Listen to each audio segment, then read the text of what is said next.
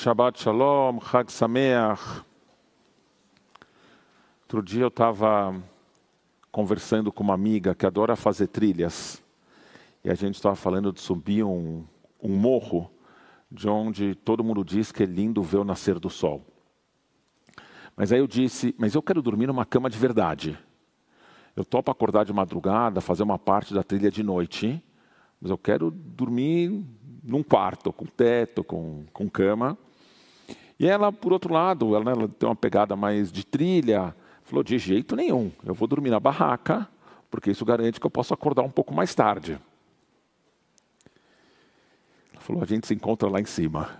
Né? Você dorme na pousada, e eu durmo na barraca, e a gente se encontra lá em cima. Tem gente para quem dormir na barraca é até um prazer. Ou é um esforço pequeno frente à vantagem, né, à beleza que a gente encontra na trilha. Quando a trilha é maravilhosa e justifica, eu até topo dormir 1, 2, 3 noites em barraca, mas para mim é sempre a última opção. Quando não tem jeito nenhum de parar numa pousada no meio do caminho e passar a noite na cama, debaixo de um teto sólido, sem risco de que se chover eu me molhe, se ventar eu fico com frio, se o sol nascer cedo demais eu vou ter que acordar antes da hora que eu queria. Meus filhos, por outro lado, adoravam brincar de barraca, e mesmo quando não eram barracas de verdade. Quando eu me mudei, há 10 anos, a gente tinha inúmeras caixas espalhadas pela sala, e as caixas viravam barracas, e as caixas que eram barracas viravam castelos, viravam grandes estruturas. E a gente precisava andar pela sala com muito cuidado, porque um espirro mais forte fazia aquela estrutura inteira desabar.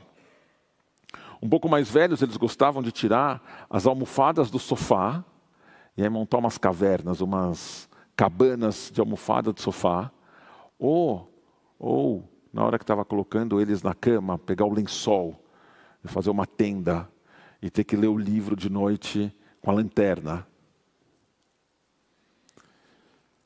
Sukkot, que começa hoje, que é a festa das cabanas, convida a gente a fazer a transição entre a vida protegida das nossas construções de alvenaria e a maior integração com os elementos da natureza, dos quais eu queria fugir, que representa a vida nas barracas e nas cabanas.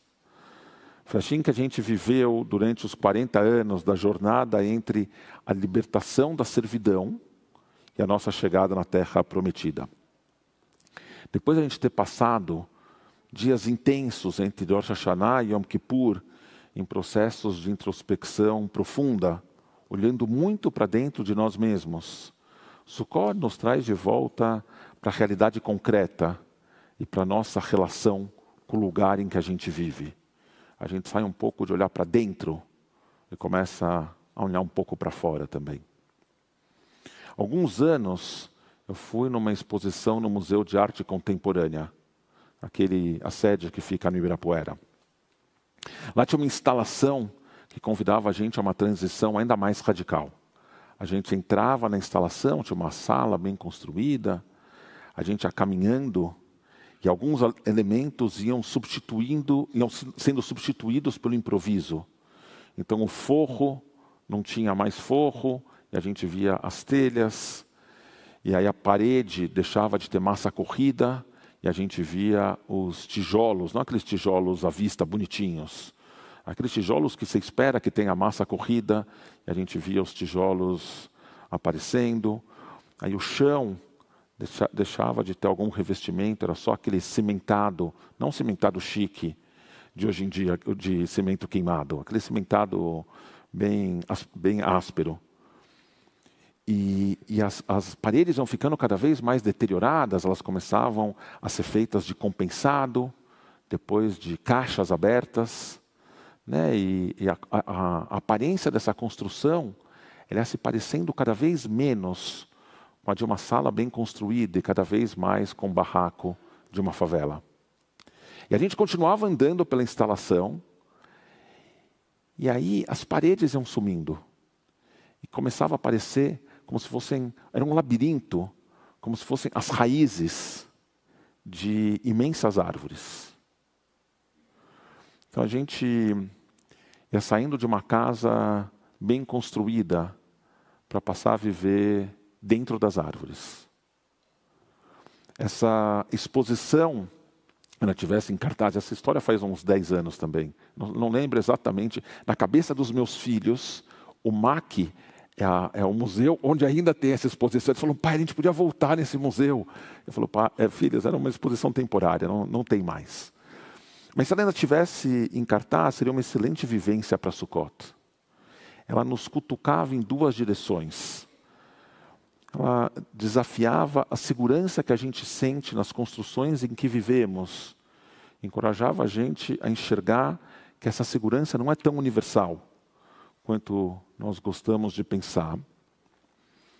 E essa construção nos afasta de uma relação mais harmoniosa com os elementos da natureza, que com alguma frequência os elementos da natureza nos demonstram que eles não estão satisfeitos com a forma como a gente ocupa, trata e abusa do meio ambiente. No mundo todo, as mortes e as destruições causadas por eventos climáticos extremos, inundações, ciclones, secas, vêm batendo recordes, ano depois de ano, e colocando em xeque a ideia de que as nossas construções nos protegem do que acontece do lado de fora das nossas paredes. A gente tem a Argentina vivendo uma seca, a gente tem o sul do Brasil acabando de passar por inundações, a gente teve São Sebastião no começo do ano passando por inundações e deslizamentos, os Estados Unidos com os ciclones, os tufões, no mundo inteiro. A China, inundações, no mundo inteiro. O mundo parece que diz, você acha que está seguro? Parece o lobo mau, da história dos 3 porquinhos, mas o lobo mau para quando a construção é sólida. E o planeta não está parando. O rabino Art Green expressou essa ideia da seguinte forma. Sukkot é um momento para reconhecer que hoje o nosso planeta, incluindo todas as suas colheitas futuras e todas as nossas gerações subsequentes, estão sob terrível ameaça, em grande parte causada pela cegueira intencional e irresponsável da sociedade em que vivemos, especialmente pelos nossos chamados líderes. Diante do que está por vir, as belas casas que construímos para nós mesmos nos protegerão ainda menos do que as frágeis Sukkot nos nossos quintais. Como amantes do mundo criado por Deus, não podemos ser espectadores culpados pela sua destruição desenfreada, pelas forças da ganância humana. Em tempos como esses, nossa reunião ao redor da mesa de Sukkot deve incluir um elemento de planejamento estratégico, junto com a comemoração. Pense em Rabi Akiva e nos seus amigos sentados ao redor da mesa do Seder de Pesach. É uma parte da Agadá. Para quem não reconhece, na Agadá tem uma história de Rabi Akiva, passam a noite toda conversando em Bnei Brak. Será que eles estavam, como muitos têm argumentado, planejando a revolta de Bar Kokhba? Como nós podemos, seguindo o chamado de Deus para a nossa geração, nos tornarmos nós mesmos revolucionários de Sukkot? Diz a lei judaica, já terminou o Rabino Art Green, diz a lei judaica que o shar, o teto da Sukkah, deve criar sombra suficiente para cobrir pelo menos metade do chão. E ao mesmo tempo, vazado o suficiente para que nós possamos ver as estrelas através dele. Quer dizer, ele tem que ter consistência suficiente para que pelo menos metade do chão esteja na sombra.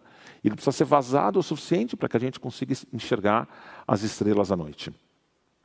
Dessa forma, a Sukkah permite, muito melhor que as nossas casas permanentes, que nós estejamos em contato com a natureza, com a chuva que sempre cai nessa época do ano, com os efeitos da temperatura elevada, com a poluição. É uma casa muito mais integrada e que permite que a gente sinta muito mais o que está acontecendo na natureza.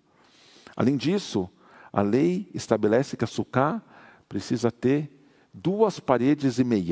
Pode ter mais, mas tem que ter no mínimo 2,5 paredes.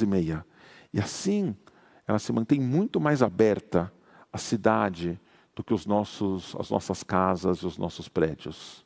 É óbvio que se a gente coloca a sucá atrás do muro do prédio, aí a gente perdeu a possibilidade de diálogo. Mas uma sucá, da forma como ela era construída na antiguidade, não tinha o muro do prédio. A sucá permitia que a gente se relacionasse com a cidade muito mais do que as nossas casas, onde a gente fecha a porta e finge que a cidade não está mais lá. A gente podia perceber como o resto da cidade vive. E a gente podia desenvolver, além da empatia, a vontade política para transformar uma realidade em que muita gente na cidade vive em condições piores do que as da Sukkot. E aí a gente entender que de que forma a falta de uma habitação digna impacta o senso de dignidade dos nossos concidadãos. Depois dos 40 anos vagando no deserto, uma nova geração estava pronta para chegar à terra de Israel, para mudar sua conduta, para atuar como um povo pronto para assumir as suas responsabilidades na construção de uma nação baseada nos valores da Torá, na proteção às viúvas, aos órfãos e aos estrangeiros. Será que hoje a gente está disposto a uma mudança similar de mentalidade, deixando de contemplar cada um só os seus interesses pessoais imediatos e pensando nas nossas cidades, nas suas construções, na forma como vivemos? Será que a gente consegue passar a pensar tudo isso de forma estratégica, em harmonia com o meio ambiente e considerando as mudanças climáticas que já estão em curso? Que ao longo dos próximos 7 dias, que ao longo de Sukkot, cada um de nós possa pensar em como a gente pode transformar a sua conduta pessoal e comunitária para enfrentar os desafios que Sukkot escancara e explicita. Shabbat Shalom e Chag Sameach.